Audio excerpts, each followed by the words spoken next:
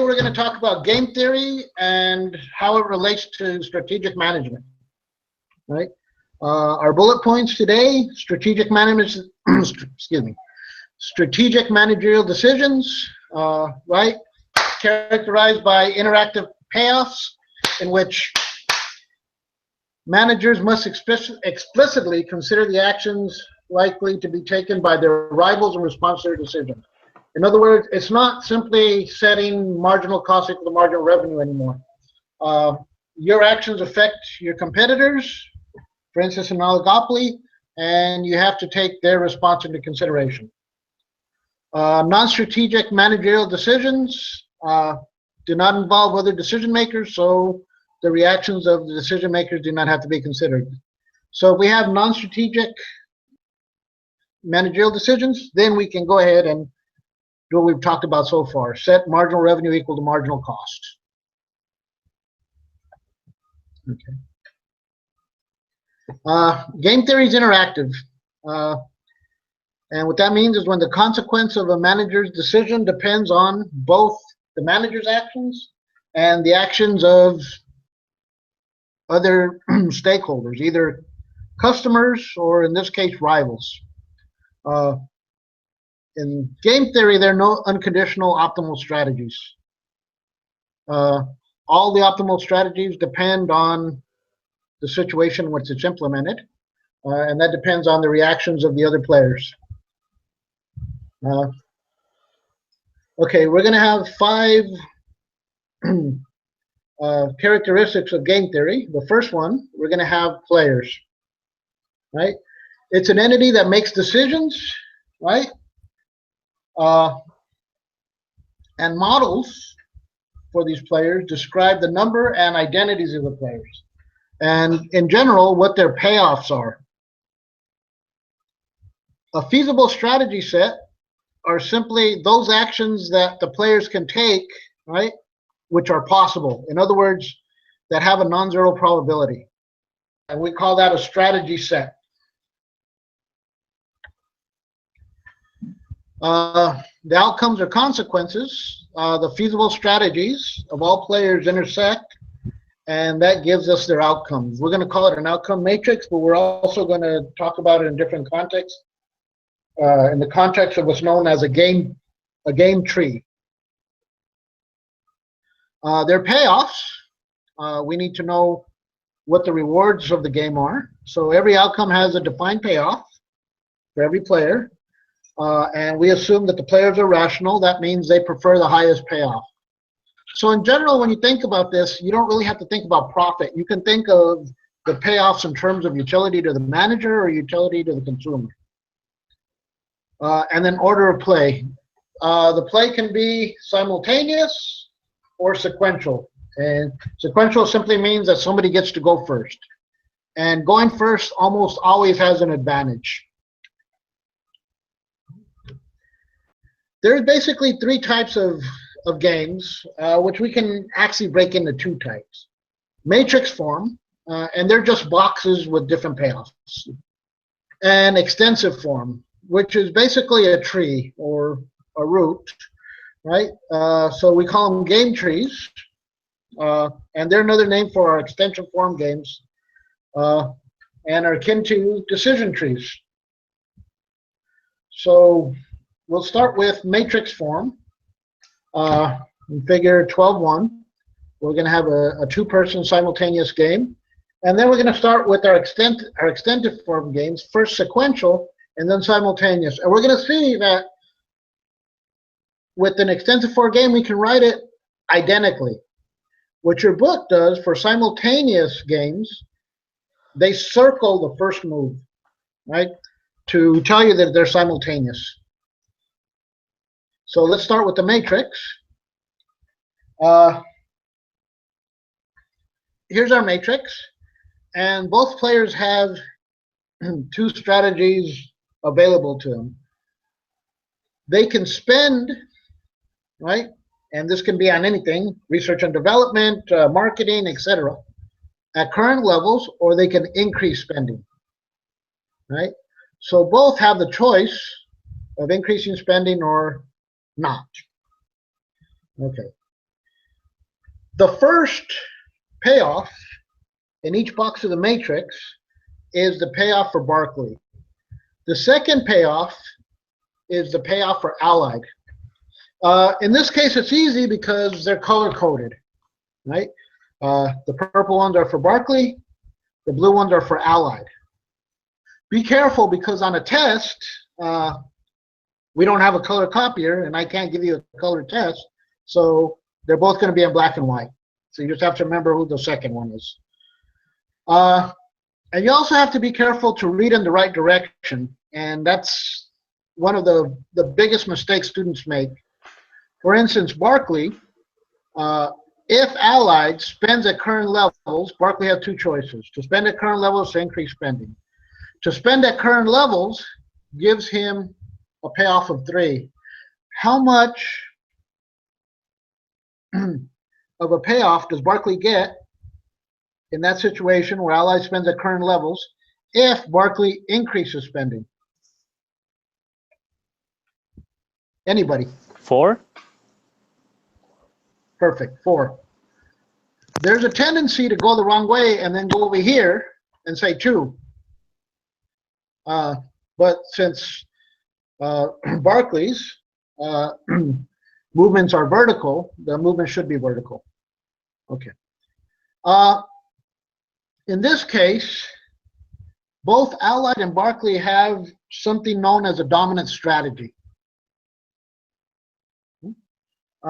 And that means that there's a strategy for them which is better than the other one, their other option, no matter what Allied does. So in this case, 4 is greater than 3, and 3 is greater than 2. So for Barkley, increasing spending is the dominant strategy.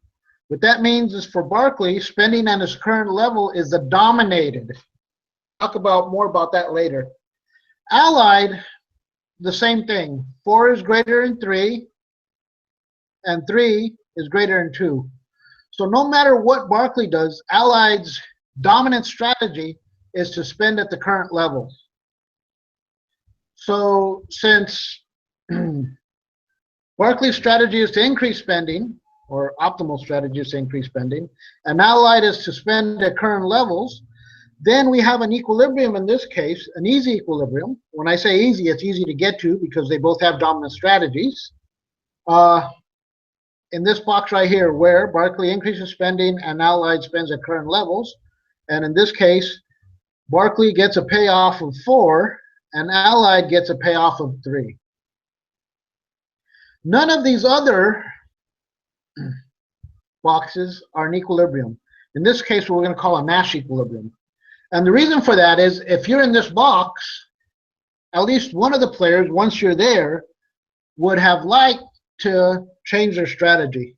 In this case, if you're here where Barkley spends at current levels and Allied increases spending, well, in that case,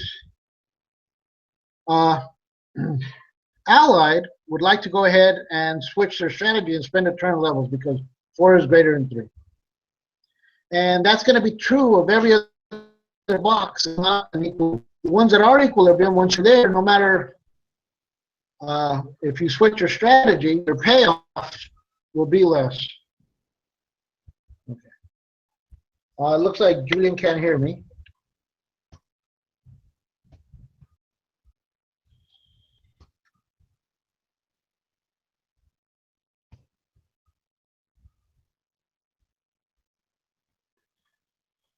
Can you hear me, Julian? Okay, I guess not. Can anybody hear me? I can hear you, though. Sometimes you break up. Okay. Hopefully in the cast it won't be as bad, but this is why I prefer to have the test in class. Okay. Here we have a game tree, an extensive form game. And in this case,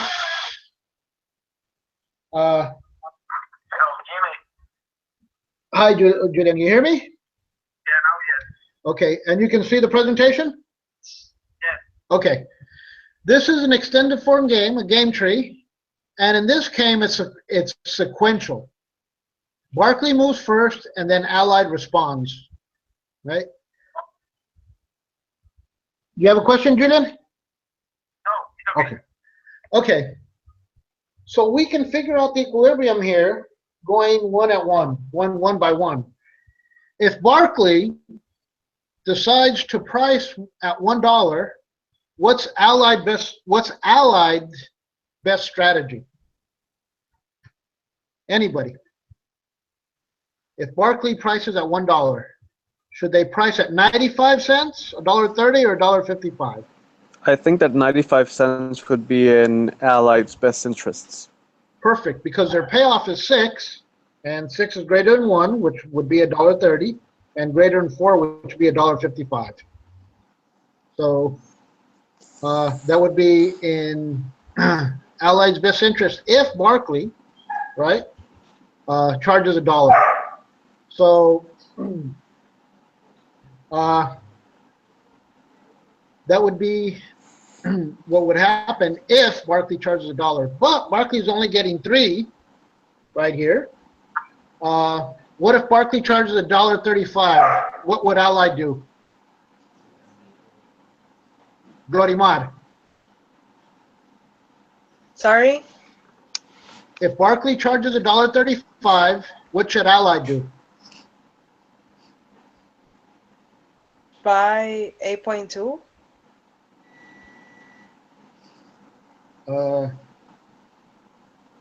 No. Okay, they have 3 choices. They can charge $1.55, they could charge $1.30, or they could charge 95 cents. $1.30. $1.30, but $1.30 would only give them 2 units. $1.55. Good, Julian. Because at $1.55, Allied gets 7, right? And Barclay gets 14, correct. But Allied gets 7, and if they charge $1.30, they would only get 2.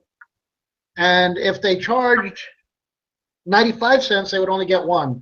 So if Barclay charges $1.35, Allied $1.55.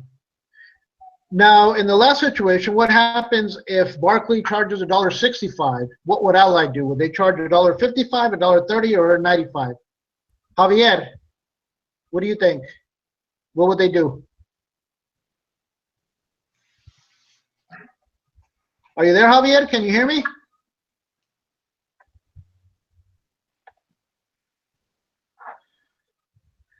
My son is walking past me and he's ducking down. I think he thinks the camera's pointed that way.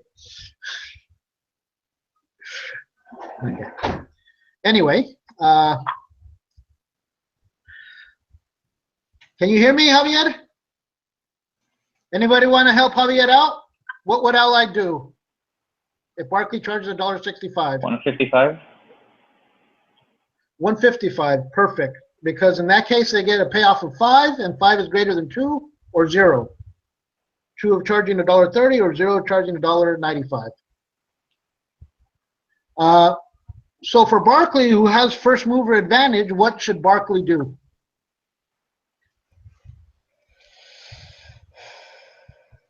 Charge a higher price.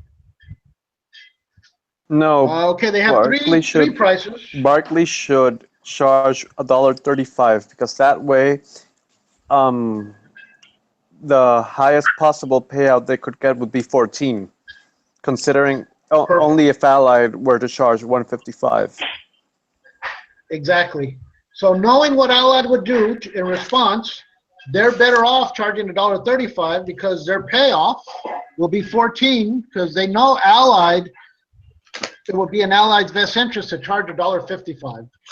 Now we're going to see later that since $1.55 and $1.55 here $1.35 and $1.65 here both get Allied to charge $1.55, right?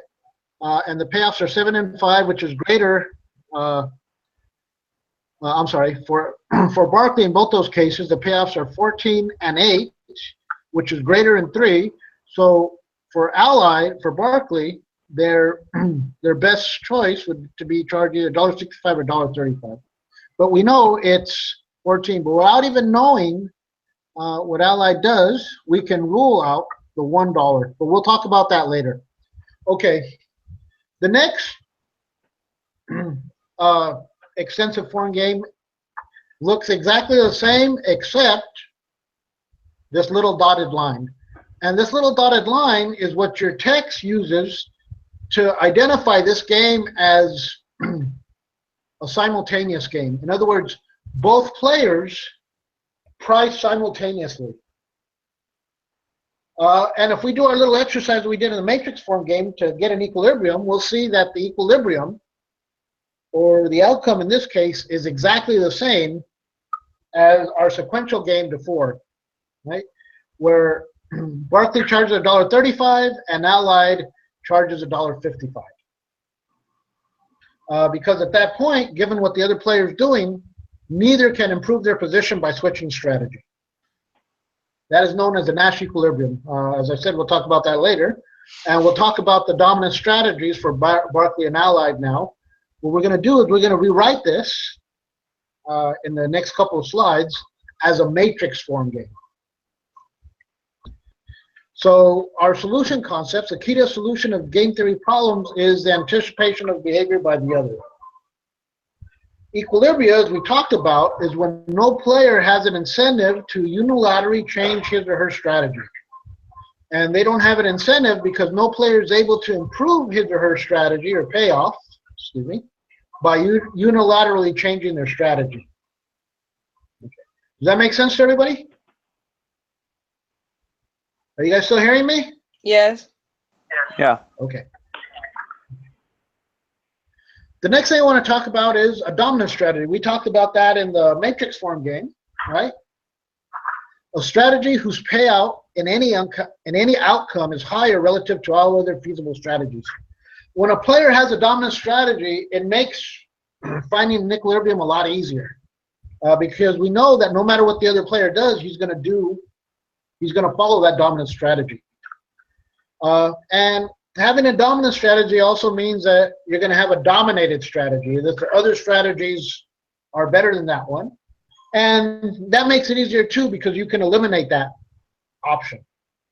So the strategy that is optimal, regardless of strategies, selected by rivals is the dominant strategy. So here we're going to have an example. In this case, Barkley has a dominant strategy, which is to maintain current spending levels, which we saw. And Allied has a dominant strategy, which is to increase spending. Where he did this, let me go back and just show you guys. So in this case, right, 4 is greater than 3, and 3 is greater than 2. So Barkley's dominant strategy is to increase spending. For Allied, 4 is greater than 3, and 3 is greater than 2. So for Allied, their dominant strategy is to increase spending, which gives us an equilibrium right here in this box where Barkley increases spending and Allied spends at the current rate. Okay. Professor, could you explain that again? I really didn't understand how you arrived at the equilibrium. Perfect. Okay. Can you guys see the little arrow? Yes. Wait. Okay. I see your mouse. The little cursor. Okay. Perfect. 4 is greater than 3, greater than 2. What that means is this bottom one, which is increasing spending for Barkley, is the dominant strategy for Barkley. He's better off increasing spending no matter what Allied does. That makes it the dominant strategy. Does that make sense? For Barkley. Yeah, that does make sense. For Barkley, correct. Up and down. I'm sorry. Well, did you say something, Eric? Yeah, that it really does make sense. It does. Okay, perfect. Now for Allied, Allied also has a dominant strategy because 4 is greater than 3 and 3 is greater than 2. So no matter what Barkley does, Allied should spend at the current levels. That's Allied dominant strategy. So they both have a dominant strategy. For Barkley, it's to increase spending. For Allied, it's to spend at the current level, and that puts it in this box right here. This is the equilibrium. where Barclay increases spending and Allied spends at the current level.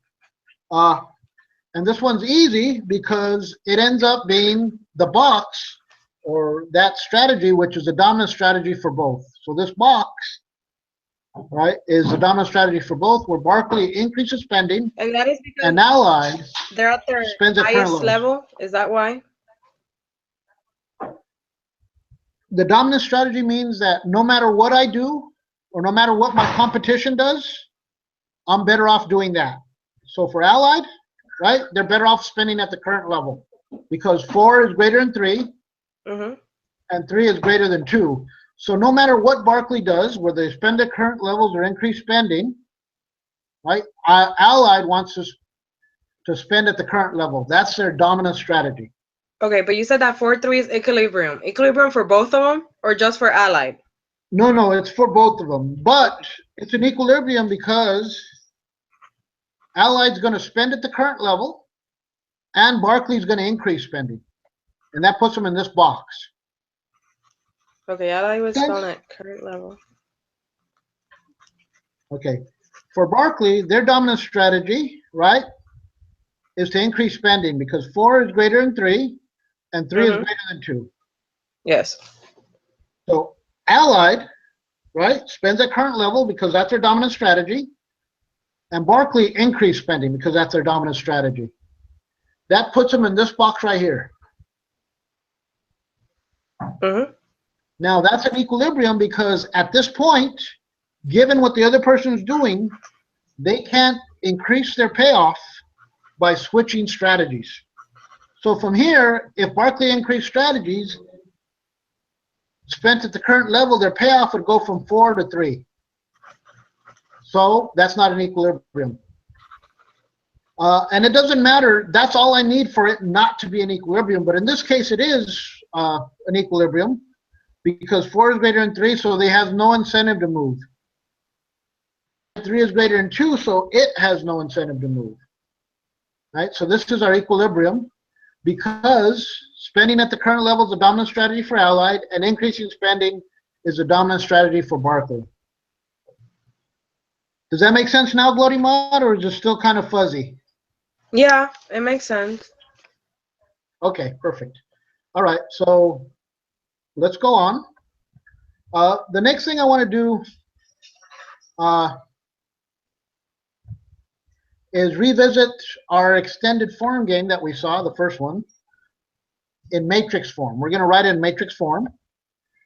And then we're going to see, right, this is matrix form, the payoffs for Allied, 95, $1.30, and $1.55. I'm not the payouts, I'm sorry. The pricing strategies. And for Barclay, $1, $1.35, and $1.65. And all of these payoffs for those two combinations of strategies of the two businesses. We can see that $1, right, for Barclay is a dominated strategy. That means that under no circumstance would that strategy yield a higher payoff than the other feasible strategies of charging either $1.35, oops, don't too much, $1.30, I'm sorry, $1.35 or $1.65 for Barclay. So we can eliminate, right, this first row right here.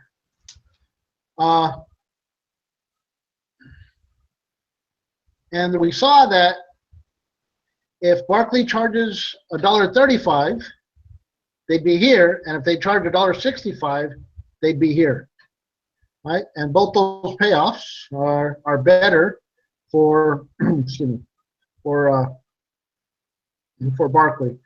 5 and 6 is greater than 3 because we know Barclay would charge 95 when.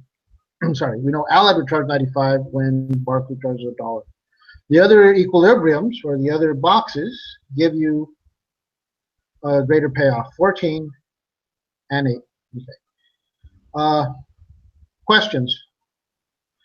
So with that dominant strategy of $1, I can eliminate that first row. What we end up with is a box like this or a matrix like this. Next, I can look at Allied. Once I know that Barkley has that dominated strategy and I eliminate that dollar, right? Then Allied has two dominated strategies. Given that Barkley won't charge a dollar, right? Allied has two options, one option. That is that it's not going to charge 95 or $1.30 because they're dominated. Because given that Barkley charges a dollar, and let me go back to Barkley's not going to charge a dollar. That I'm left with this matrix right here where I eliminated the dollar, right? So in this case, right, 7 is greater than 2 and 1, and 6 is greater than 2 and 0. So $1.30 and $1.55 are dominated by $1.30 and 95 are dominated by $1.55. So in this case, we can say it two ways. I can say that $1.55 is Allied dominant strategy, or that charging 95 or $1.30 are dominated by charging $1.55. So I can eliminate these two columns and I end up right here. Once I do that, Barkley has two choices. They can charge $1.35 or $1.65.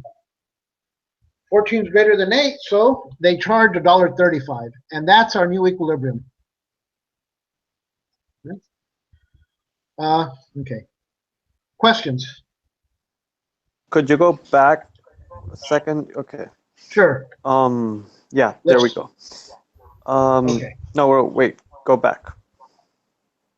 To what? To the tree or to, no, to when we eliminated both columns because they were dominated strategies. Right here, first we eliminate the row. Uh-huh. These two columns are dominated strategies, so we eliminate them. Yeah. And they're dominated, why? Because 7 is greater than 2, and 7 is greater than 1. Okay. And 5 is greater than 2, and 5 is greater than 0. So under, excuse me, under no circumstances will I charge $1.30 because charging $1.55 is better. And under no circumstances would I charge, excuse me, under no circumstances would I charge 95 because charging $1.55 gives me better payoffs, no matter what Barkley does. Okay. And once I'm there, okay. Go ahead. And so it would be better in Barkley's best interest to charge $1.65. No, I mean $1.35 because they get 14 out of it. Instead of 8. Perfect. That's exactly it. Okay. Thanks. I understand. Did I misspeak? Did I misspeak? Did I say $1.65 by any chance? No. Okay. Okay. So yes, this is the new equilibrium. And it's the same equilibrium we had before in the extended form game.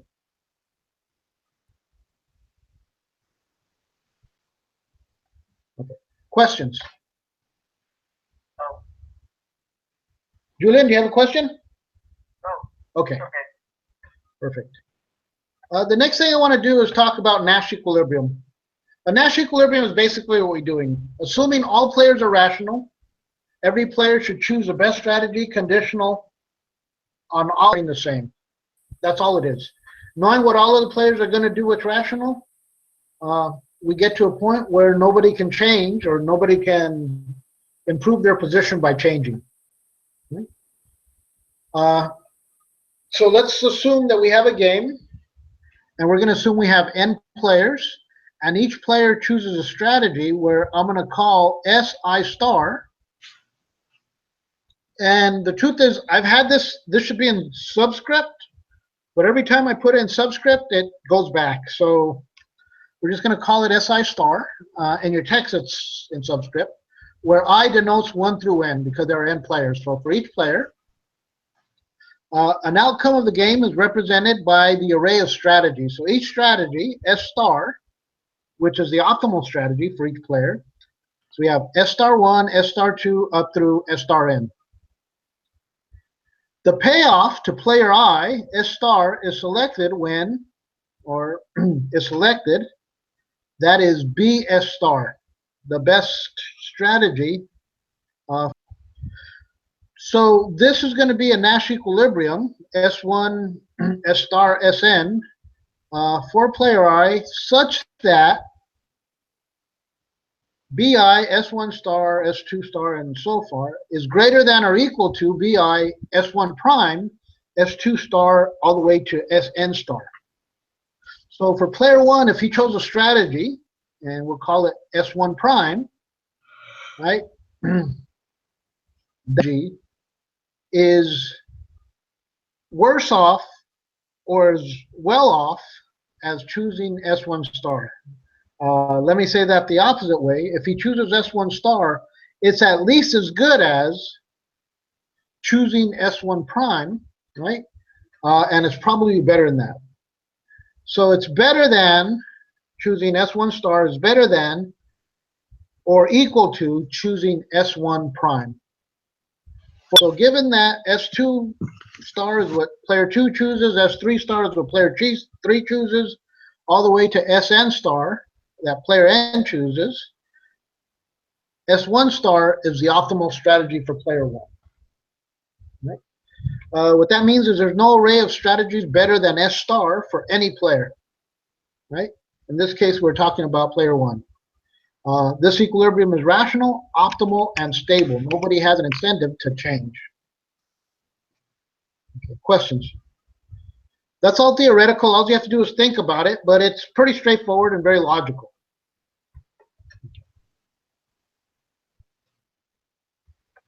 Okay. So we're going to have an example of a Nash equilibrium. I have the same two players, Barkley and Allied, and they get to choose to produce a product, and we're going to call it sigma for Barkley and alpha for Allied.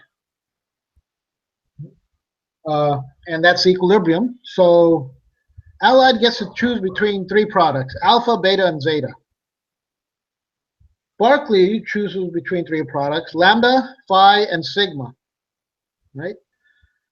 And the equilibrium, as we saw, are going to be here in this square where Barkley chooses sigma and Allied chooses alpha. Okay. Now, how did we get there? Well, the way we get there is by choosing boxes at random. And we choose each box, and then we ask ourselves, can one of these players improve their position once we're in that box by changing their strategy? And if the answer is yes, then it's not an equilibrium. If the answer is no, they can improve their strategy, then it is an equilibrium. In this case, this is the only equilibrium. So let's go through. Let's choose this box, 610. Can everybody see that box? Can you see the arrow on the box? Yeah. Yes. Okay. Excellent. So in this case, Allied gets a payoff of 10. 10 is greater than 8 and 6. So Allied doesn't have an incentive to move from there. Let's look at Barkley. Well, Barkley gets a payoff of 6, but if they choose to switch to pi, then they get a payoff of 7, which is greater than 6. Now, they could switch to sigma, but 5 is less than 6, so they wouldn't switch to sigma. So here, what Barkley would do, if they were in this box, they'd go ahead and switch to pi if they had the choice. In that case, right, Barkley's happy, but Allied would not be happy. Obviously, they went from 10 to 8. But given that Barkley's choosing pi, right, are they better off staying there? Well, the answer is no, because, well, alpha, 8 is equal to 8, so they could choose alpha and be just as well off. Or even better, they could switch to beta, and that would give them a higher payoff, 9. Now, once there, Allied would look around and see from that box if they're better off switching. Well, 8's greater than 7, so they wouldn't switch to sigma. But 8's less than 9, so they'd have an incentive to switch up to lambda again. Are you talking and at about this Allied point- or Barkley? Did I say Allied? I meant Barkley if I said Allied. Okay. I'm sorry. Thanks, because I was confused. It's Barkley. Barkley's better off switching to lambda in this box right here. But once we're there, right, Allied, right, wouldn't switch to alpha, but they have an incentive to switch to zeta. So we'd go back to this box, and guess what? That's where we started. So none of these 4 boxes right here are equilibrium. Right? And we can do that for all the boxes. We can start in once another box and see how they switch up. So if we're down here 5, 5, Allied would have an incentive to switch to product alpha. Once we're in this box, right, then Barkley, 9 is greater than 6 and 9 is greater than 4, so Barkley wouldn't have an incentive to change. They're both happy here, given what the other person's doing, so this down here is an equilibrium. We have 2 more strategies that we can do the same thing with. Here, 7, 7, well, in this case, both Barkley and Allied have an incentive to switch.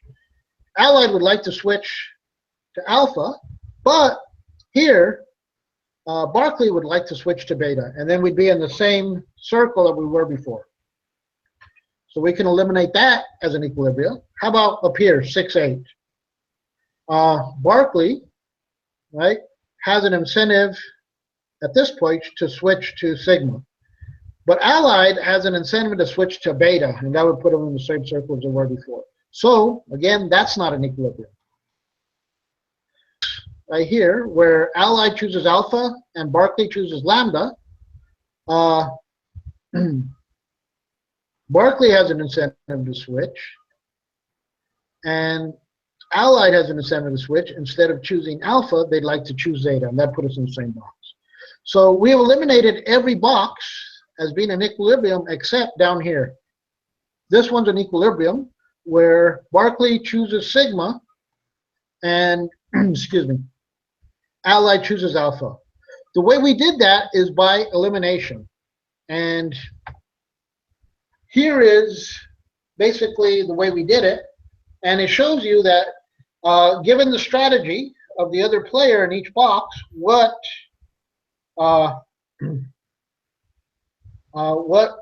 each player would do. So if, excuse me, Barkley choose pi, well then Allied would choose beta. And that's why we have the A here. If, excuse me, Allied chooses zeta, right, Barkley would choose pi. If, excuse me, Barkley chooses lambda, then Allied would choose zeta. Okay. And finally, if Allied chooses beta, Barkley would choose lambda. So we get in the circle where we have a B or an A next to them, but we don't have both a B and an A, so that means it's not an equilibrium. Here is an equilibrium. And notice the other 4 boxes don't have an A or a B by them. So neither company prefers those boxes given what the other person is doing or the other company is doing. So this is our only equilibrium. Okay. Questions?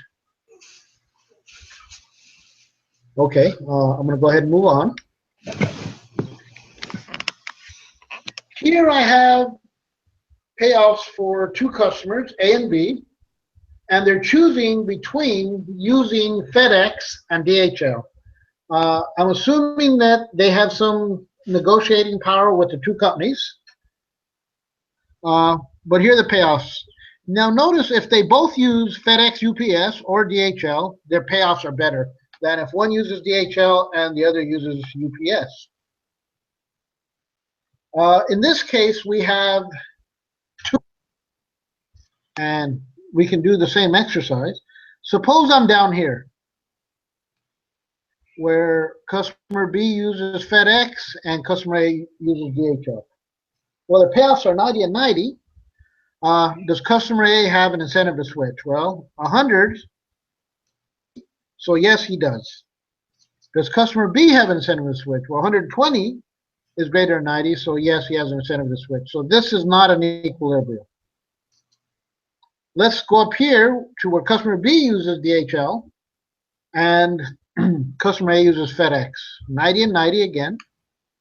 Does customer A have an incentive to switch? Yes, he does, because 90 is less than 120, so he has an incentive to switch and use DHL. Does customer B have an incentive to switch? Yes, he does, because 90 is less than 100, so he'd switch and use FedEx. Okay, those two are not equilibria. Over here, where they both use FedEx, is that an equilibria? Well, and they see that this equilibria is better, so they say no. But that's not true because, first of all, customer B, given that customer A is using FedEx, if they switch to DSL, right, their payoffs decrease from 100 to 90, so they wouldn't do that. Now up here, customer A is in the same boat. If they switched and they use DSL, their payoffs would switch from 100 to 90. So 100-100, where they both use FedEx, is a Nash equilibrium. How about the last square, 120-120? Well, for customer A, 120, so they won't switch. For customer B, 120 is greater than 90, so they won't switch either. So this is also a Nash equilibria. Now notice we have two Nash equilibria where one Nash equilibria is preferred to the other Nash equilibria. 120 is greater than 100 for both players, but there's no way that they can get there a priori unless they trust the other player to also use DHL. Questions? Okay.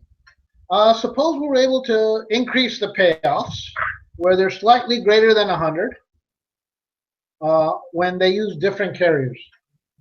Well, in this case, there's only one Nash equilibrium. And that's where they both use DHL, right? So if we're down here, right, in this box, well, customer A doesn't have an incentive to switch, but customer D has, because that number that's just slightly greater than 100 is less than 130. So he has an incentive to switch. So not a Nash equilibrium. Up here, right,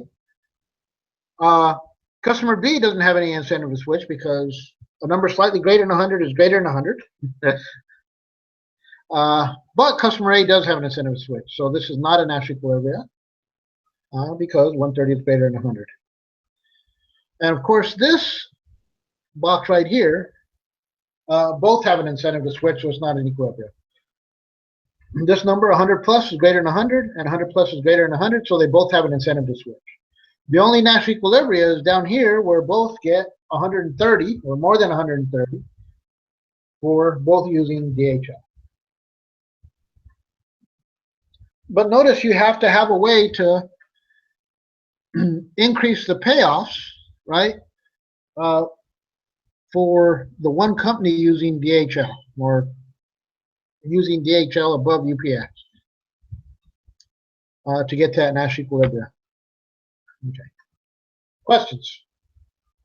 Okay, let's do some more. The first one is strategic foresight. The manager's ability to make decisions today that are rational given what is anticipated in the future.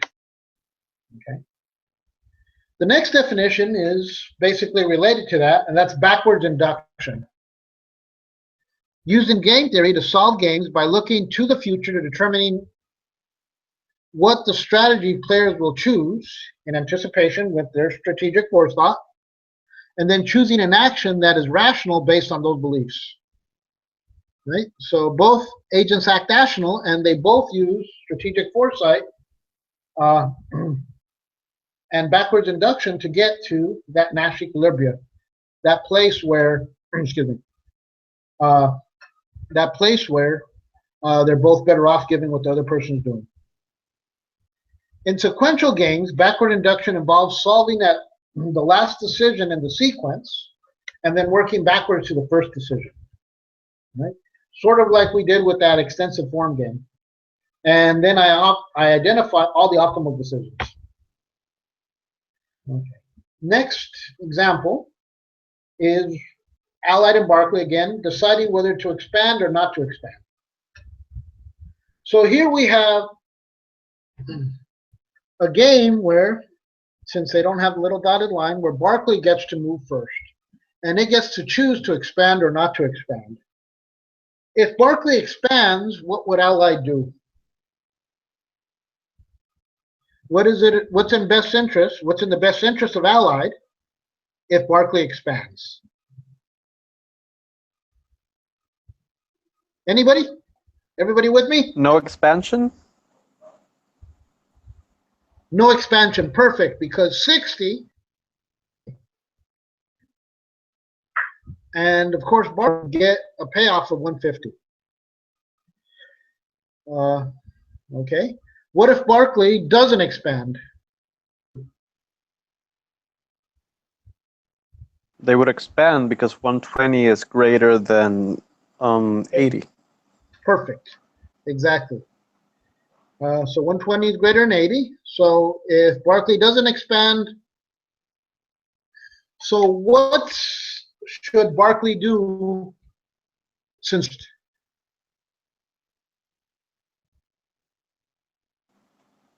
They should expand. expand?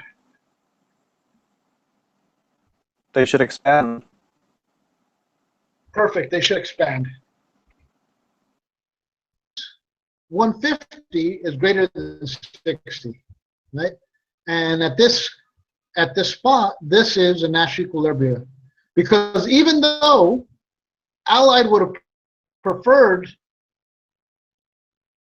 expand at that 120 payoff, Barkley expand option.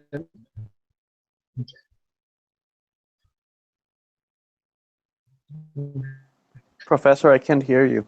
Now, Oh, okay, I can hear you now. okay. Now, what Allied would like to do is convince Barkley that if they expand, right? I'm sorry. If they expand, that it's going to expand also and lower the payoffs down to 50, right? Which is less than 60. But we know that's not in Allied's interest because 60 is greater than 52. So that's where they'd end up, and that's a Nash equilibrium. Well, I have a question though. Go ahead. Wouldn't it be better in Allied's interest to also expand, since that way they would be on an equal footing with Barkley?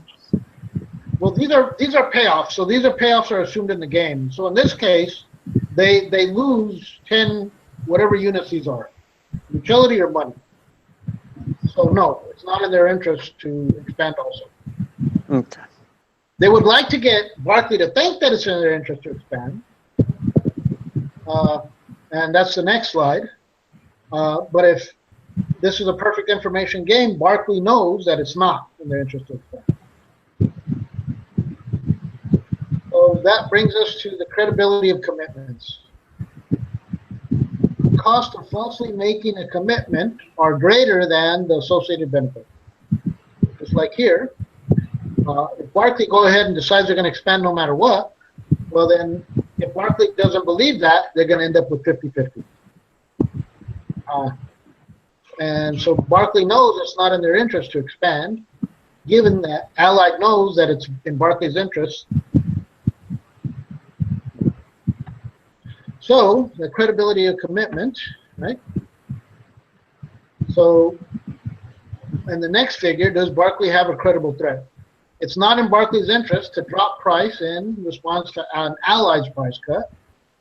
The threat to do so is not credible. So here we go. Same thing, but in this time, we get Barkley and Allied. This time, Allied moves first, and they have two choices. They either maintain their price or they drop their price. Okay. If Allied maintains their price, what would Barclay do? What should Barclay do? Maintain their price? That would give Barclay 50. Remember these Oh, okay. 'Cause since Allied was always the second one. Okay. So yes, they should drop price. Okay. And if Allied drops their price, what should Barclay do?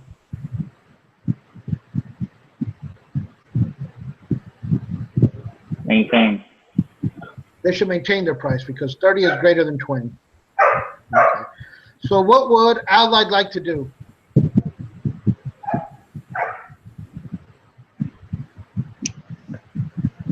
To drop their price?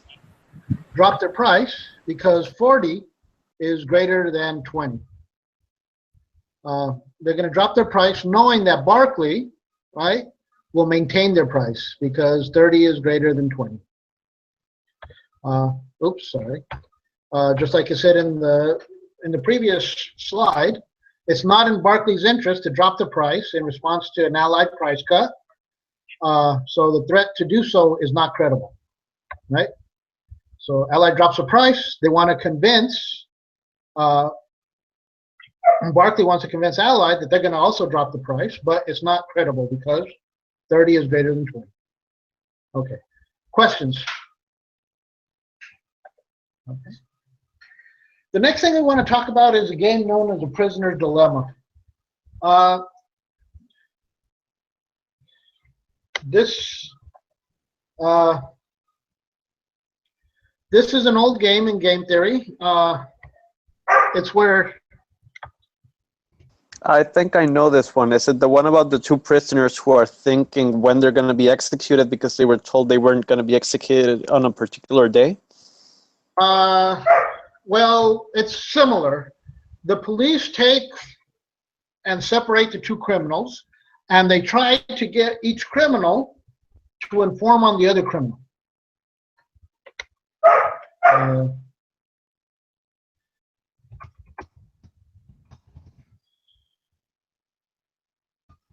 Therefore, the other criminal, since they're separated, doesn't know, each criminal doesn't know what the other one is doing.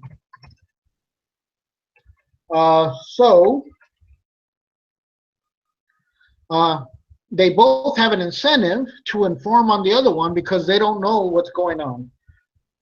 And if they don't inform and the other prisoner informs, they go to jail for a long time. Whereas they both inform, right, they go to jail for less time. And if you inform and the other prisoner doesn't inform, well, you get off free, and the other prisoner goes to jail for a long time.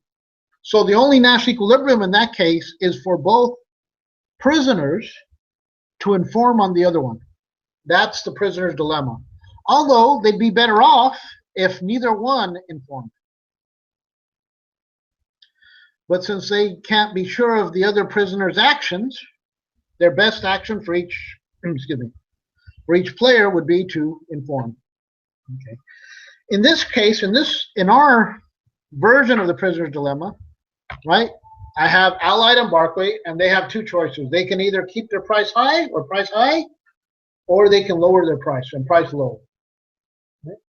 In this case, if one of the if one of the players keeps their price high and the other keeps their price low, the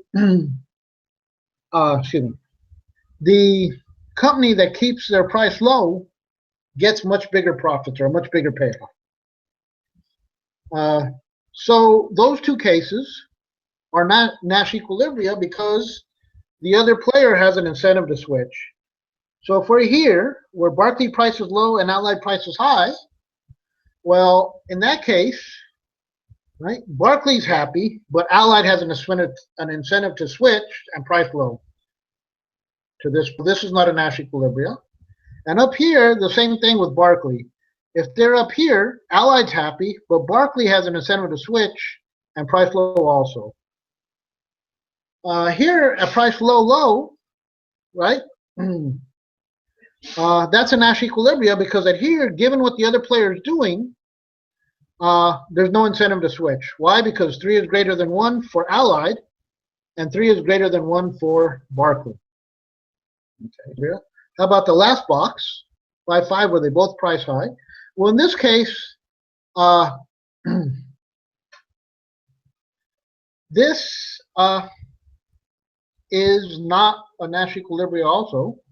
Why? Because for Barclay, 20 is greater than 5, so they'd have an incentive to switch and price low.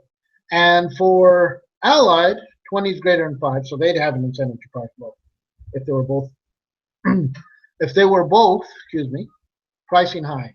But notice that here, even though this is not a Nash equilibria, they would both be better off if they both priced high.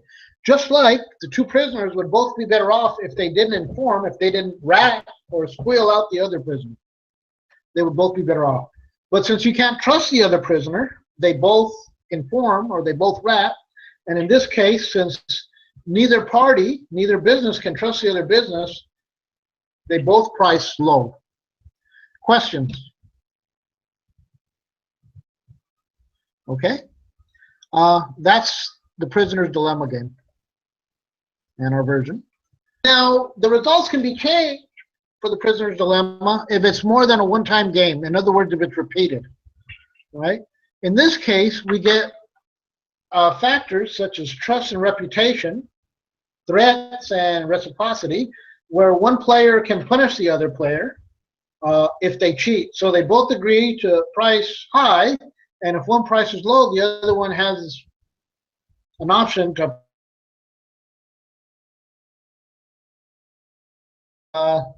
there's the threat of physical violence, or if they're in some kind of criminal organization, the organization might take out some reciprocity on the excuse me, on the prisoner that informed. So cooperative behavior is much more likely if there's an infinite time horizon than if there's a finite time horizon. For instance, if there's two prisoners and one's old, let's say 70, well, he really doesn't care that much. He doesn't want to spend the rest of his life in prison, so he has more of an incentive to cheat because basically he sees the end of the game. And in this case, if there was a business going under, well, then they'd have more an incentive to cheat. So if there's a finite time horizon, then the value of cooperation, and hence its likelihood, diminishes as the price horizon approaches, i.e. you get older or the business is going downhill. Backward inductions implies that cooperative behavior won't take place in that case. Okay. So the next thing is called a Folk theorem. Any type of behavior can be supported by an equilibrium as long as the players believe there's a high enough probability of future interactions, i.e. if you can punish or reward the behavior in the future that you want, well, then any outcome's possible. Questions? So that brings us to our next one, which is incomplete information games. Basically, in this case, I don't know, I don't have perfect information, but I can assign probabilities, right, to certain outcomes. So our incomplete information game is a branch of game theory that loosens the restrictive assumptions that all players have the same information. In this case, I can have asymmetric information, information that is summarized in terms of player types. A type has characteristics unknown to the other player and have different payoffs or different preferences. In this example, we're going to talk about one is a player that's low cost versus a player that's high cost. And then the next example, somebody that has tough managers and somebody who has soft managers. And because there's asymmetric information, you don't know what your competitor is. Okay. So this example, right? We're going to have Barclay that's going to have managers that are either tough or soft. The problem is that Allied doesn't know what type of manager Barclay has. If Barclays managers are tough, they're going to fight, and Allied won't enter the market. But if Barclays managers are soft, Allied's better off entering the market. Okay. Just another definition, kind of out of place, but this is where your book put it. A tit for tat, a strategy in which a player cooperates in the first period, and in all succeeding periods, the player mimics the strategy of the other player. So if they keep cooperating, that's fine. But once somebody cheats, the other player cheats also, or retaliates. But we're going to have a one-time game, so in this case, it's not relevant. So here we have our matrices, our game matrices, and notice that the payoffs for Allied are exactly the same in both.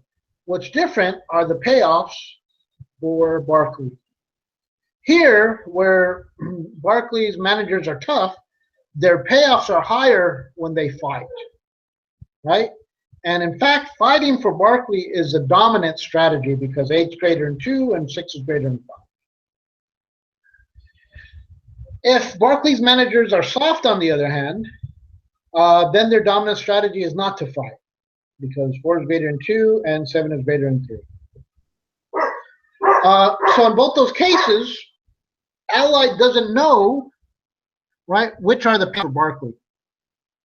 So therefore, it has to guess or come up with subjective probabilities for whether Barclay's tough or Barclay's soft. If Barclay's tough, it's better for Allied not to enter the market because this is Barclay's dominant strategy is to fight. And if Barclay fights, 3 is greater than 2. So 3 to not enter the market would be the equilibrium. If Barclay's soft, then 4 is greater than 3. So in that case, it would be in Allied's interest, if Barclay is soft, to enter the market. And this would be the Nash equilibrium, 4, 4 down here. So which Nash equilibria is going to depend on whether Allied believes Barclay is tough or soft. And as I said, you could assign, or Allied could assign probabilities to whether Barclay was tough or soft. And then decide on whether its expected payoffs were greater from entering or not entering the market. Questions? We're not going to assign the probabilities. We're just going to leave it there. But we're going to talk about reputation. Reputation, your book says, is a rent-generating asset. In other words, your reputation matters. Your reputation has value. Because if your Barclay, if your reputation is tough, well, then you'll keep Allied out of the market, right? And if you look at, for Allied, 8 in this Nash equilibrium is greater than 4. So you get payoffs from having a reputation of being tough in that case. So reputations are a rent-generating asset. But unlike our one-period game that we just saw, it requires a time horizon and incomplete information, i.e., first of all, that we keep playing the game and you see that I'm tough. And second of all, that, excuse me, Allied believes I'm tough, but they don't know for sure that I'm tough. Right? So reputation is based on the player's history of behavior and involves future behavior based on past behavior. Okay, questions? Okay, so let's move on. The next thing we want to talk about is a game theoretical structure of a rating agency, something like FDIC or the Federal Reserve or a state organization that's in charge of regulating banks. The regulator would like for, excuse me, to have high capital, but they compete with each other. And when one bank has high capital and the other has low capital, well, that bank ends up to have that low capital, has to end up taking loans from the other bank or more loans than the other bank. And therefore, that low capital means more risk. But one has low capital, one has high capital. There's an incentive to switch. So over here, if Bank B has low capital and Bank A has high capital, well, Bank B is happy, but Bank A is not, so they have an incentive to switch and lower their capital. Up here, where's the opposite, where Bank B has high capital and Bank A has low capital, Bank A is happy because 6 is greater than 50, but Bank B has an incentive to switch and go to low capital. So they'll go to 20-20. So this is our Nash equilibria, 20-20 here. Let's look at this one. 50-50, well, in this case, both Bank A and Bank B have an incentive to switch. We'll switch to low capital because 60 is greater than 50, and Bank A will switch to low capital because 60 is greater than 50. And we saw that once we get there, those aren't Nash equilibria either, so this is our only Nash equilibrium, 20-20. However, that's not an equilibria that the rating agency wants. So in order for them to get a situation where all banks, where both banks have high capital, they have to change the payoffs to make this the Nash equilibria.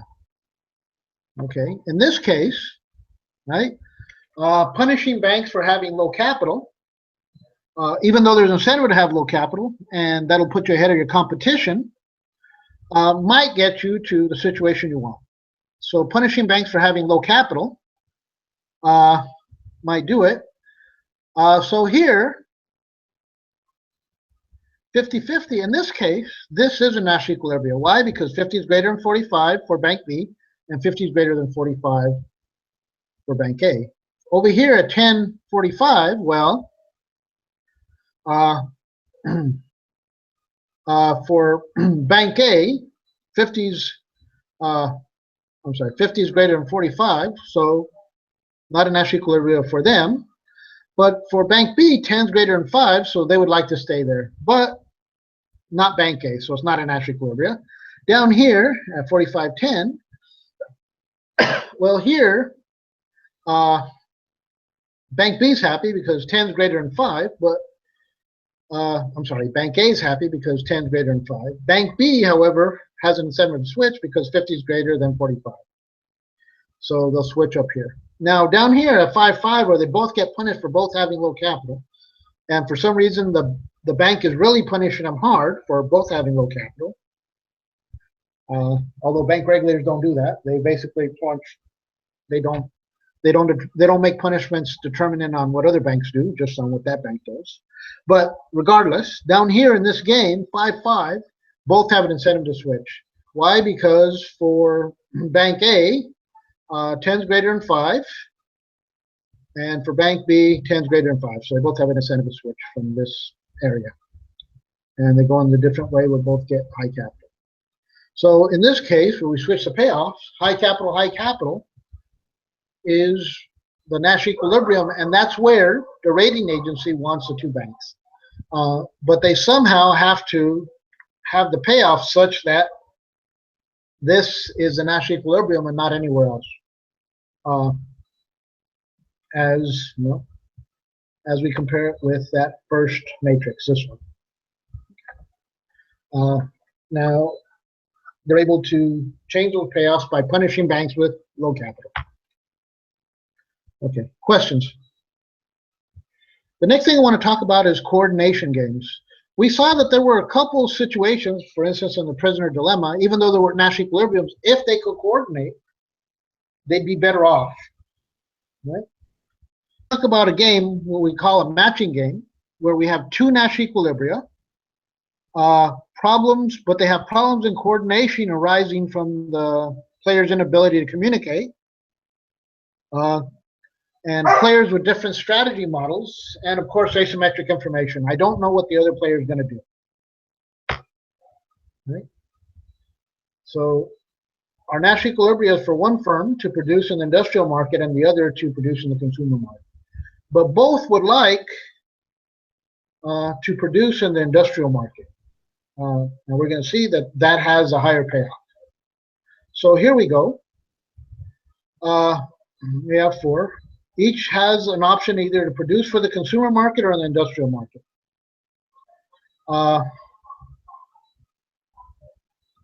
They're both better off if, I'm sorry, I misspoke a while ago. They're both better off if the industrial market and Allied produces for the consumer market. 12-12. But there's another Nash equilibria.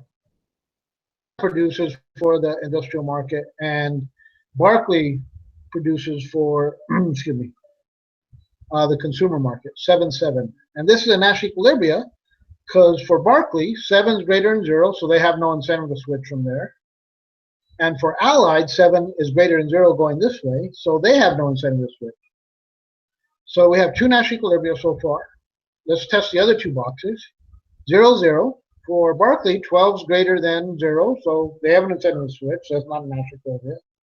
And of course, Allied, the same thing. 7 is greater than 0, so this is definitely not a Nash equilibria. Over here, 7 is greater than 0 for Barkley, and 12 is greater than 0 for Allied. So 0, 0 down here is definitely not a Nash equilibria. I have 2 Nash equilibria, and in this case, the Nash equilibria here, where Barkley produces for the industrial market and Allied produces for the consumer market, is a preferred Nash equilibria because they have higher payouts. 12 is greater than 7. But with asymmetric information, there's no way for them to know, right, that the other, excuse me, that the other player is going to do that. Are you having problems, Javier? I see that you went off and came back on. Are you there? Yeah, Javier? Yeah, okay, I just no problem. Connect. Okay, perfect. So as I said, we have 2 Nash equilibria, but there's no way for them to coordinate to get to the preferred Nash equilibria, which is down here. Right? Questions? What I want to talk about is a game called the Battle of the Sexes. In the original game, it was a married couple, and the husband wanted to go to a sporting event, a football game, and the wife wanted to go to something boring like a ballet or an opera. I'm joking, Glory Mars. That's only woman, so I get to make fun of you guys every now and then. Anyway, they both want to go to a separate event. One an opera and one a sporting event. If they both go to the sporting event, the husband is really happy, but the wife is less happy. Happy because she gets to spend time with her husband, but less happy because she gets, because she's watching a sporting event that she doesn't want to. If they both go to the ballet, well, then the wife's happy, but the husband's not as happy. He gets to spend time with his wife, but he has to sit through the ballet. Of course, if they separate and one goes to the sporting event and one goes to the ballet, then they're fairly happy, but they're unhappy because they're not spending time together. And they set up the game with the payoffs as such. In this case, our version of the Battle of the Sexes, I have a Nash equilibria where he produces for the high-end market and one for the low-end market. They both prefer to produce for the high-end market. But if they both produce for the high-end market, they both get payoffs of 0. So that's not an equilibrium. And both would like to switch. Barkley would like to switch because 6 is greater than 0. And Allied would like to switch because 6 is greater than 0. What if they both produce for the low-end market? Well, again, not a Nash equilibria. Barkley would like to switch because 11 is greater than 6, and Allied would like to switch because 11 is greater than 0. I'm sorry, 11 is greater than 0 this way too. So 0, 0, and 0, 0, high-end, both high-end or both low-end are not Nash equilibriums.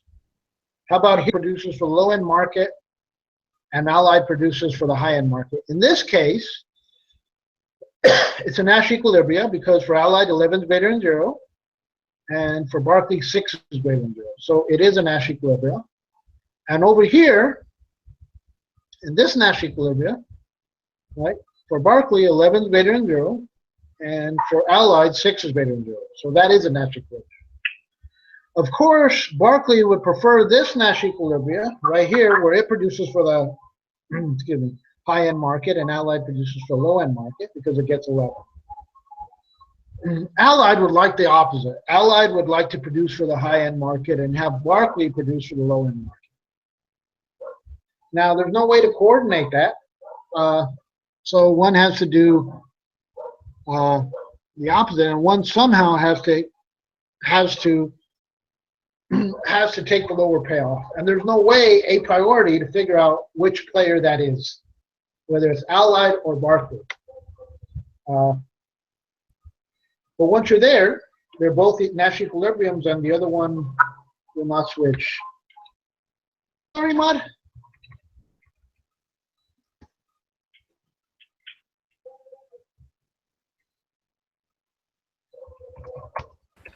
What happened? Can you hear me? Yeah. Oh, okay. Okay. I didn't see the last message that you sent until now. Sorry. It was a joke. Okay. Okay. So Right. there's no way to know a priori which Nash equilibrium you're going to be at. So one's going to get lucky and one's going to be unlucky. Okay, the next game is a tag hunt game or assurance game. This is a coordination game. In this case, the original game had 2 hunters. If the hunters coordinated and both hunted deer, the stag, they'd get a deer and they both have higher payouts. If they both coordinated and hunted rabbits, well, they'd get rabbits, but those payouts would be lower. If one hunter hunted rabbits and the other hunted deer, well, neither one would get any game and their payoffs would be lower. So in that case, they'd either both have to hunt rabbits or both have to hunt deer to have some positive payoff. If they didn't hunt the same species, their payoffs would be lower. For our version, right, we're going to have 2 games, two payoffs, and 2 Pareto optimal Nash or a Pareto optimal Nash dominant equilibria. But it's risky because it's risk dominated, because if one firm decides to shift and the other doesn't, then the player that shifts receives payoff of 0. So achieving the Pareto dominant solution requires cooperation and trust, because there's a risk of the other player reneging. And the example I gave, switching and hunting rabbits. Now, let me define Pareto. A Pareto equilibrium, or Pareto means that I can't do anything different, right, without making somebody in the game worse off. So at 12-12, that means that's the best strategy for both players, regardless if there's another Nash equilibrium or not. That's the Pareto optimal Nash equilibrium. Now, right, so they have, in this case, 2 strategies. They can stay with the old standard or switch to the new standard. If they both stay with the old standard, well, both payoffs are 6. And in that case, they're both fine. Why? Because for Berkeley, 6 greater than 0, and for Allied, 6 greater than 0. So this is a Nash equilibrium. How about down here? Well, in this case, Berkeley would like to switch and stay with the old standard. So it's not a Nash equilibrium. And of course, if they were down here, 12 greater than 6, and Allied would like to switch. So this is not a Nash equilibrium. How about this box here, 6-0? Well, Berkeley staying with the old standard and Allied shifting to a new standard. In this case, Allied would have the incentive to stay with switch to the old standard, because 6 is greater than 0, and of course, to switch to the new standard because 12 is greater than 6. Okay, so those two are not Nash equilibria. How about here? Oh, we already said that that was a Nash equilibria. Excuse me. Now, the last one that we have left, 12, is this a Nash equilibria? It is, because for Barclays, 12 greater than 6, so no incentive to switch. And for Allied, 12 is greater than 6, so there's no incentive to switch. So we have two Nash equilibria, down here at 12, 12, and up here at 6, 6. But the better Nash equilibria, which is Pareto optimal, because both players are made better off, right? Is down here where both players switch to the new standard. Or in our old game where both players hunt stag. In that case, right, both players are better off switching to a new standard than they're staying with the old standard. Professor, However, go ahead, in this Gloria. case, you said that they're both in 6, 6 and 12, 12, they're both in Pareto optimal equilibrium. No, they're both Nash equilibria. National. Yes. Nash, N-A-S-H. Okay. You remember the movie A Beautiful Mind? It's an old movie. Yes. If you've ever seen the movie, that's who it is. That's Nash. That guy. He got crazy at the end, but he was a mathematician turned economist, and this is his equilibrium. This is named after him. What is the movie again? Nash equilibrium. A Beautiful Mind? Okay. With Mind, yeah, Russell Crowe. Okay, yeah. Okay. Played John Nash. Okay. But Pareto optimal means that no matter what you do, no player can be better off by switching, can be made better off. Here, no player can be better off made switching. Here, that's not necessarily true because even though it's a Nash equilibria, it's not Pareto optimal because there's another Nash equilibria which is better for both players. Optimal, So even though it's a Nash equilibria. I'm in sorry? When it's 12, 12, it would be Pareto optimal equilibrium, right? It would be a Pareto optimal Nash equilibria. Okay, The Pareto. 6, 6, 1 is still a Nash equilibria, but it's not Pareto optimal. Okay. I know it's confusing because there's economists like having stuff named after him. Okay. So, and Pareto's an old, I think, wow, 18th century, 17th century economist. Anyway, so we have two equilibria, but this one's our Pareto optimal, and this is where they both hunt stags. Over here, one hunts rabbits, one hunts stag, one hunts rabbits, one hunts stags, or they both hunt rabbits. And that's the way the original game was set up. In this case, it's stay with an old standard or switch to a new standard. There's two equilibria, and one equilibria is better than the other one. Okay, and it's Pareto optimal because it's Pareto optimal. Okay, questions? No. Okay. The next one is a Nash equilibrium game or an equilibrium game where one player has a first mover advantage. And even though in this game we're going to see that there's two Nash equilibriums, unlike the last one where one was Pareto optimal, in this game both players or the players prefer different Nash equilibria. So neither one's Pareto optimal. Right? So the Nash equilibria for one firm to produce the superior product and the other one to produce the inferior product. Both firms want to produce the superior product, which yields higher payoffs. And that firm that moves first has a higher payoff. In the game we're going to see, your book assumes that Barclay will move first because the difference between payoffs is better for Barclay, both in terms of raw numbers and in terms of percentages. And that would give Barclay more of an incentive to speed up development and also make it more feasible for them to speed up development. Okay, so here's the game, right? They have either has a choice, both have a choice to produce a superior product or an inferior product. Okay, so let's at the games here. Where both produce a superior product. Barkley has an incentive to switch because 30 is greater than 25, and Allied has an incentive to switch because 70 is greater than 50.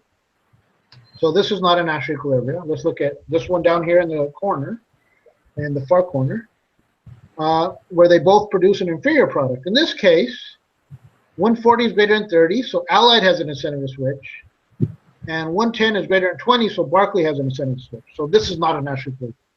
So I eliminated the two squares that were not Nash equilibria. Now let's go over here where Barkley produces an inferior product and Allied produces a superior product. In this case, Allied doesn't have an incentive to switch because 140 is greater than 30, and Barkley does not have an incentive to switch because 30 is greater than 25. So this is a Nash equilibrium. So the last square is right here, and in this square, where Barkley produces a superior product and Allied produces an inferior product, Barkley makes 110, which is greater than 20. So Allied doesn't have an incentive to switch, and Allied gets 70, which is greater than 50. So Allied doesn't have an incentive to switch. So this is also a Nash equilibrium. So we have two Nash equilibria, but Allied prefers this one down here in the bottom left-hand corner, and Barkley prefers this one up here in the top right-hand corner. And as your book says, the difference between 140 and 70 is 70.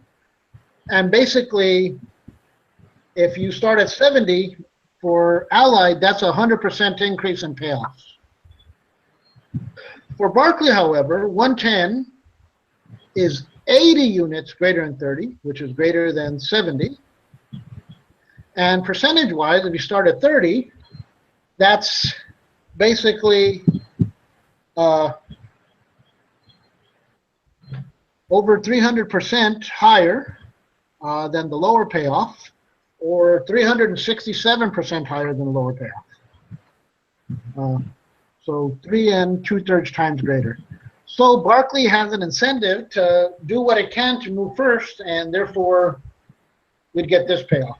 Although that Nash equilibria, right, preferred for Barkley, it's not preferred for Allied, but Barkley has more an incentive to get there than Allied has an incentive to get here, according to what your book, what your book assumes. Okay. Questions? Okay. The next game I want to talk about is Hawks and Doves. And this was a game that started in political science using game theory. And they're basically talking about two warring nations. And the example they gave was, I think it was Egypt and Israel, although it might have been Arab nations and Israel. Anyway, they're two warring nations. And when they are negotiating with each other, what they would like, what they would both like, is for them to be hawks, i.e. aggressive, and the others to be submissive, i.e. doves. Right? So the Nash equilibrias were for one player to behave like a hawk and for the other to behave like a dove. Right? But if both players behave like hawks, right, it yields higher payoffs. So I want to be the hawk. I want to behave like the hawk, which in the Nash equilibriums that we're going to see give me a higher payoff. But if I act like a hawk and the other guy acts like a hawk, our payoffs are lower. We actually go to war. And the payoffs aren't good in that case. So here we go. Both act like a hawk. There's -1 and -1, right? They go to war. Well, in this case, for country 2, right, they're happy there. Well, they're not happy because -1 is less than 0. So they have an incentive to switch and act like a dove. For country 1, they have an incentive to switch because -1 is less than 0. So they act like a dove. Okay. Okay. What if they both act like doves? Well, look, that looks pretty good because 5 and 5, they're both positive payoffs. A lot better than -1, -1, and better than 0. The problem is that down here, where both are acting like doves, country 2 has an incentive to switch because 10 is greater than 5. And country 1 has an incentive to switch because 10 is greater than 5. So they'll switch to up here or down here, where one's acting like a dove and one's acting like a hawk. So 5-5, even though like something that's equitable, is not a Nash equilibrium.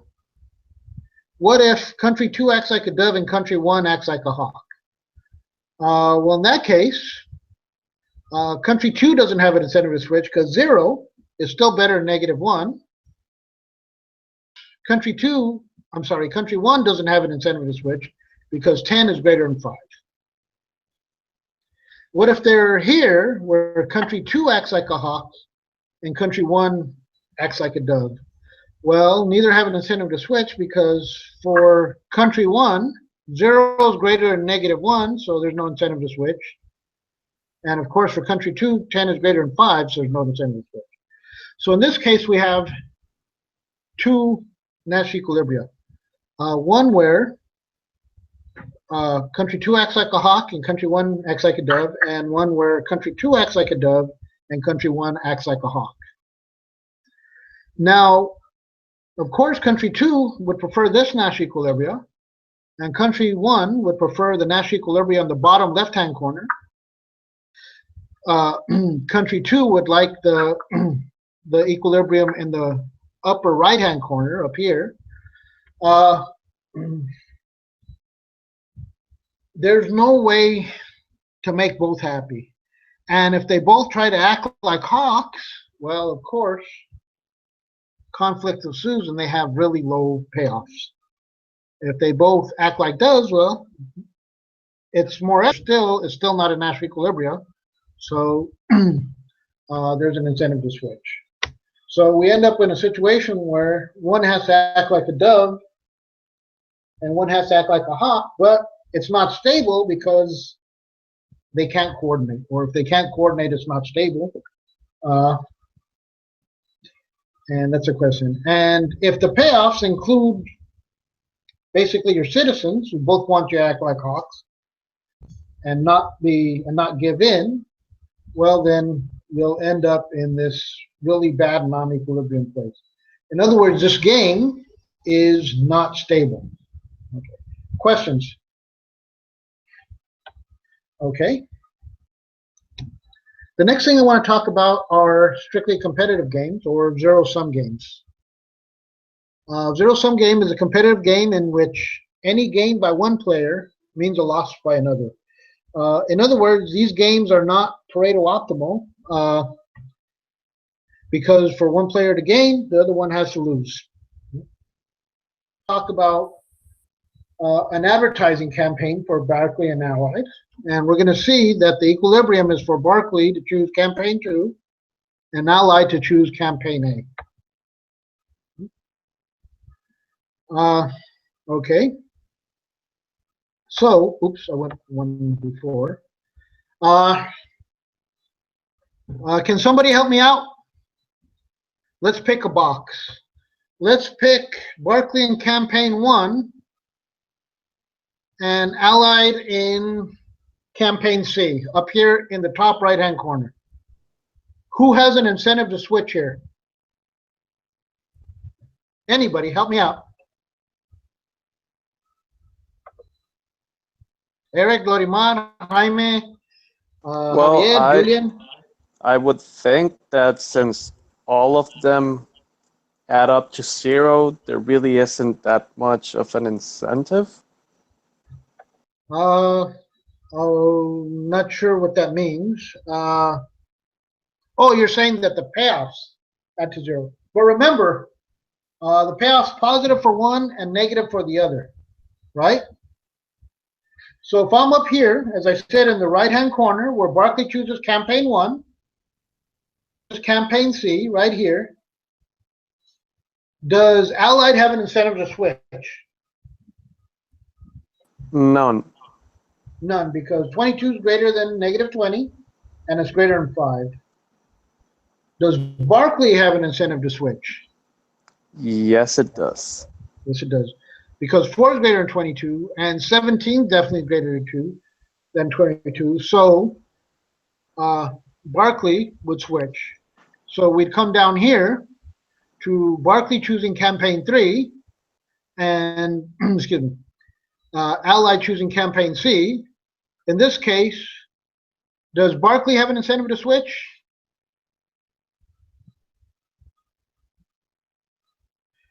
We kind of saw that it's no, because we switched up here from negative 22 or this quarter to this one, because this was the best for Barkley. So Barkley does not have an incentive to switch. How about Allied? Does Allied have an incentive to switch?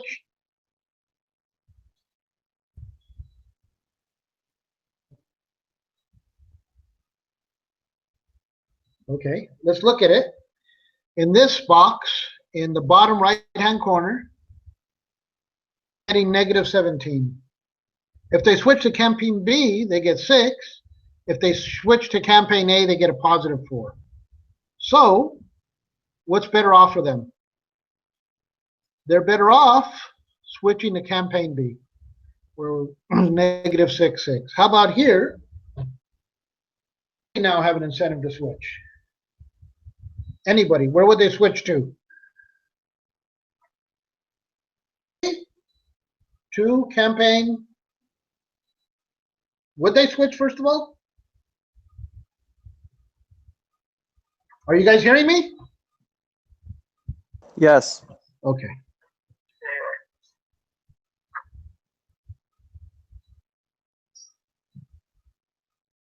Anybody? Would Barkley stay there with campaign 3? When Allied chooses campaign B? No, they wouldn't, because negative 6 is less than 7 and 20. Okay. And of course, 20 is greater than 7, so Barkley would go from campaign 3 to which campaign would they choose? Campaign 1? Campaign 1. Perfect. So we're up here now at negative 20 for Allied and 20 for Barkley. So this is the best for Barkley when Allied chooses B. Would Allied switch? Here. Choose either campaign C or campaign A. C. Campaign B.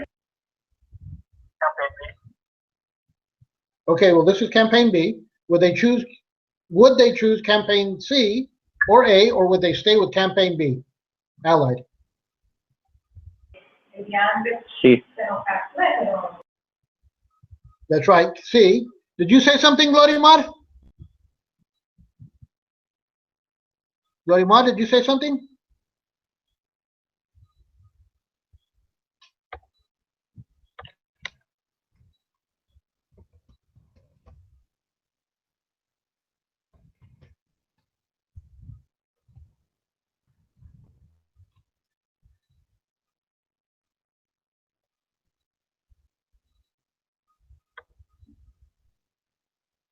I'm not sure if we lost Glorimar. But here, right, 22 is greater than negative 20, and of course it's greater than 5. So Allied would switch to campaign C. And where we saw that this wasn't a Nash equilibrium. Let's try to pick one of the other boxes we haven't done yet. How about here, where Barkley chooses campaign 2, and Allied chooses, and Allied chooses campaign C. Barkley switch?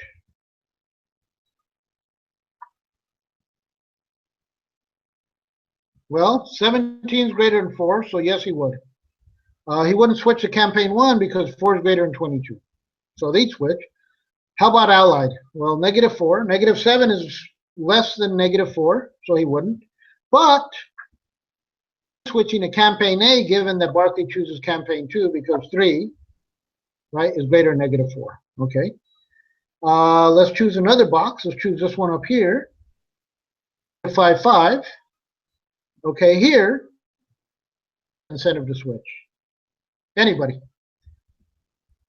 So Allied is choosing campaign A. Would they choose? I'm sorry, what was that, Glorimar?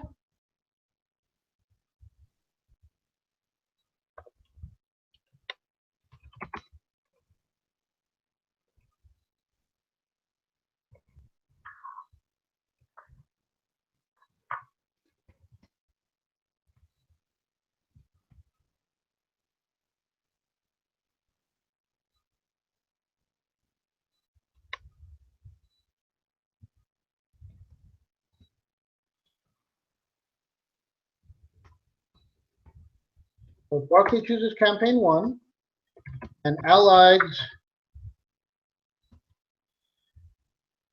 campaign B. What would Allied switch to, or would they stay with campaign B?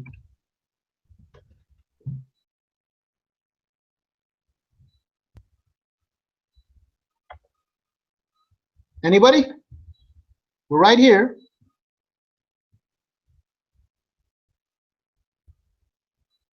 No, choose a 22. Okay. I'm sorry. Here, -5, 5. Here, Allied would switch because 22 is greater than 5. Can everybody hear me? Yeah. Okay. So in this case, 22 is greater than 5, so Allied would switch to campaign C. So 1A is not, or the top left-hand corner is not a Nash equilibrium. Okay. I'm not sure which boxes we've left out. Have we left out any boxes yet? I mean, does anybody remember which boxes we've left out to analyze?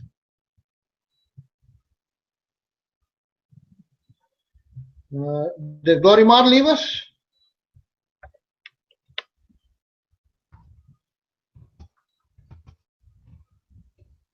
Yes, she did. Huh. Okay. Okay. Well, okay. Are there any other combinations that we've left out so far? Which are they?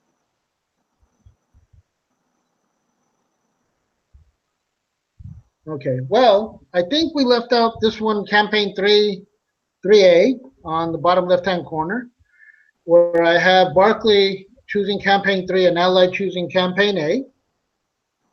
In this case, they both have an incentive to switch. Barkley would switch because -3 is greater than 4. Where would Allied switch to? Anybody? Campaign B. Campaign B, because 6 is greater than 4, but 4 is greater than 17, so you wouldn't switch to campaign C. But Allied would switch to campaign 2. Now, I think we covered all the other boxes, so let's cover this one. Which the note said was an equilibrium. Here, where Barkley chooses campaign 2, and Allied chooses campaign A, is there an incentive for either to switch?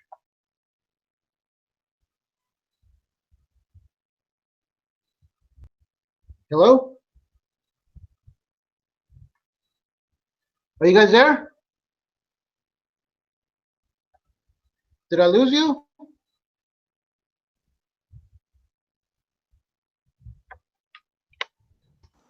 I'm here. Okay.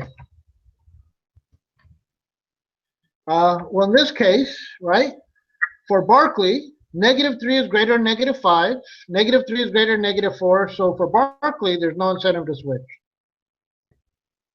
3 is greater than -7, and 3 is greater than -4.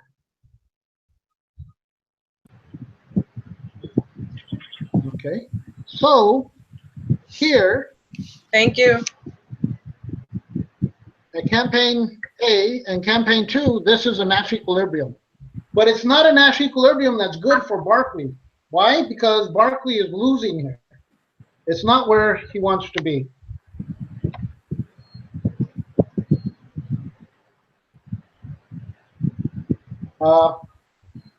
So basically, that's how we do it. We basically go through and we eliminate the boxes one by one until we find our Nash equilibrium. And in most cases, or I shouldn't say in most cases, in some cases, there may be more than one Nash equilibrium. In this case, there was only one. And that's where Barkley chooses campaign 2 and Allied chooses campaign A. It's a Nash equilibrium, even though it's not all that good for Barkley. Another way to think of that is A for Allied is really effective. And when Allied chooses campaign A, well, the best Barkley can do is choose campaign 2. But these are zero-sum games where one person loses, the other person wins, right? And each box shows that. The other person does horribly. Are there any questions? You know, this lecture is different than most of the lectures I give because, or I've given to PowerPoint, and since I've done this class, and that this lecture took me a little longer than I thought it would. I figured we'd be done by 8. It's 8:20, 8:22. So if there are not any questions, I'm going to end the recording. Professor, can you send us a recording? I'm going to send you the recording immediately as soon as I stop it. Okay, thank you. Are there any questions? I'm going to end the recording now. If somebody feels